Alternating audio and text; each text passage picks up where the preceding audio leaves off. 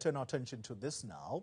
Two of the biggest government of national unity partners are again at odds. The Democratic Alliance is questioning what it calls President Cyril Ramaphosa's unofficial visit to Zimbabwe. This is over the weekend. The party accuses the ANC of using that visit to support what it says are dictators.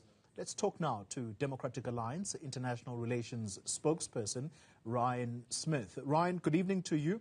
Thank you very much for your time. Let's start with your characterization of this visit as unofficial.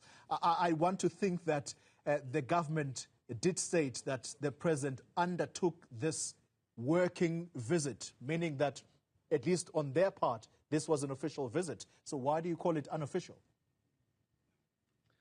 Good evening, Kholi, and thank you very much for having me. I mean, look, I think the visit has been mischaracterized by various members of the presidency over the past 24 hours. So it's been difficult to actually ascertain whether or not this was an official visit, whether it was an unofficial visit. But the issue here is, if it were an official visit, why was it not accompanied by an entourage of ministers? Why was it not officially declared by means of a media advisory? And why was there no formal communication from the presidency announcing that the visit took place?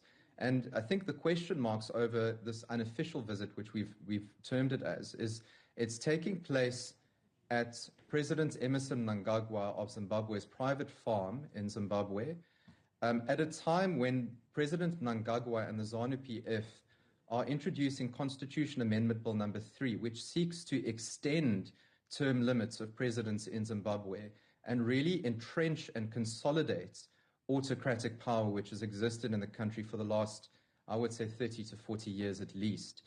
So there's a big question mark there around the timing and why the president is seemingly supporting this. Remember that when opposition politicians in Zimbabwe were trying to engage the public on this bill through public hearings, they were arrested and imprisoned by the ZANU-PF. So there's a very, very worrying crackdown that we're seeing on opposition politicians and stifling of voices in Zimbabwe. The other very interesting element is that we know that in attendance at this meeting were Zimbabwean businessmen Wicknell Chivayo and Kudakwashi Tsagwire. Now, if this is an unofficial visit, why are there business people in attendance? And added to that, these two gentlemen are known colloquially as the Zimbabwean Guptas. So it seems as if there are some dubious business interests involved in the meeting as well. And what does our president have to do with individuals who allegedly are also under investigation in South Africa for similar